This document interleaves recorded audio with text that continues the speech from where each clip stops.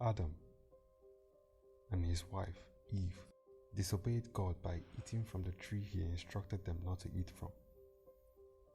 As soon as they discovered the error of their ways and the fact that they were naked, they fled from his presence and attempted to hide. Some schools of thought are of the opinion that Adam could have handled the situation differently by begging for forgiveness or for a lighter sentence. When God called out for them to show themselves, one interesting thing is that Adam did not first confess what they had done. He said instead that he hid because he was afraid. That was the genesis of fear. Fear is the feeling of worry and agitation in anticipation of danger. It is an emotion formed as a response to a threat. It is natural and can be traced back to the beginning of time. At the same time, it is a very powerful emotion. Studies show that there are over 400 different types of phobia. So many people are imprisoned by their fears. It dictates their life experiences in general, where they can go, what they can do, how they relate with others, and even what they eat. It feeds stagnation, isolation, and is an obstacle to making the most use of opportunities. Fear can reinforce erroneous beliefs in a person that can wither their self-esteem.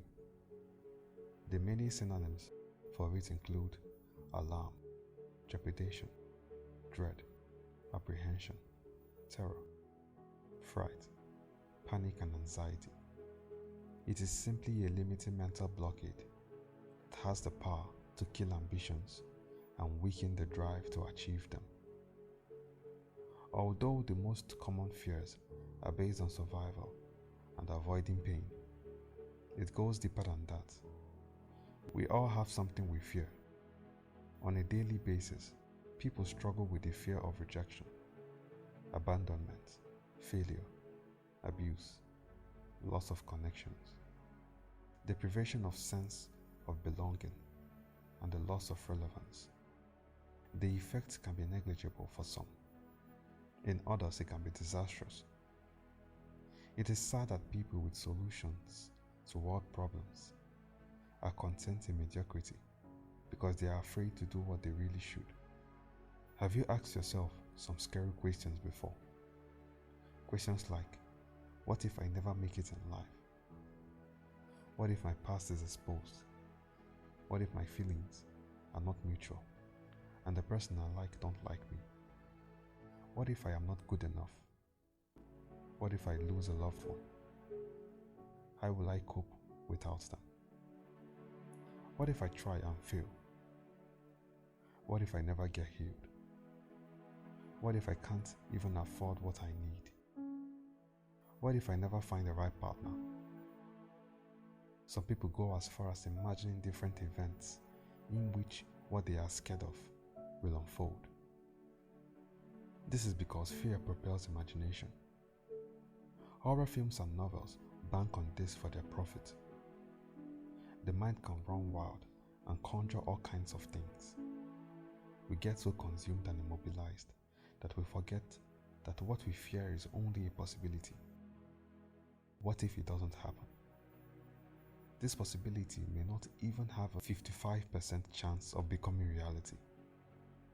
It exists only in our minds. Even in cases where the danger is real and not imagined, fear can cloud judgment and numb a person's fight or flight instincts. Fear is a limitation, and such we all need to rise above it.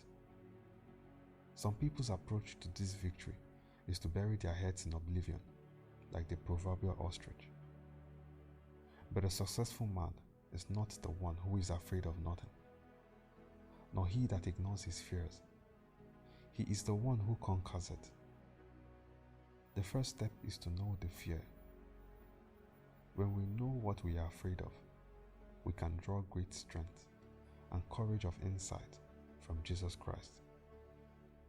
Victory over fear cannot wholesomely exist outside of Him. 2 Timothy chapter 1 verse 7 says, "For God has not given us a spirit of fear, but of power and of love and of a sound mind." The Bible pitches the spirit of fear in an interesting comparison to a couple of things.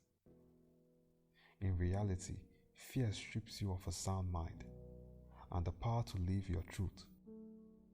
Once you accept Jesus into your life, there is an exchange.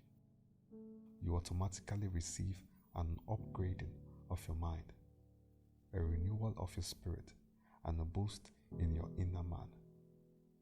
Then you must enrich yourself with the promises of God in the Bible and quote them every time you are facing something new or challenging. Be confident that God has your back. Even in the most adverse situations, He will always be there for you. There is a difference between knowing your weaknesses and looking down on yourself. Know your weaknesses, but don't let them become restrictions. Moses was a murderer and a stammerer, but it didn't stop him from fulfilling destiny. Instead of obsessing over things beyond your control, focus on improving and nurturing yourself.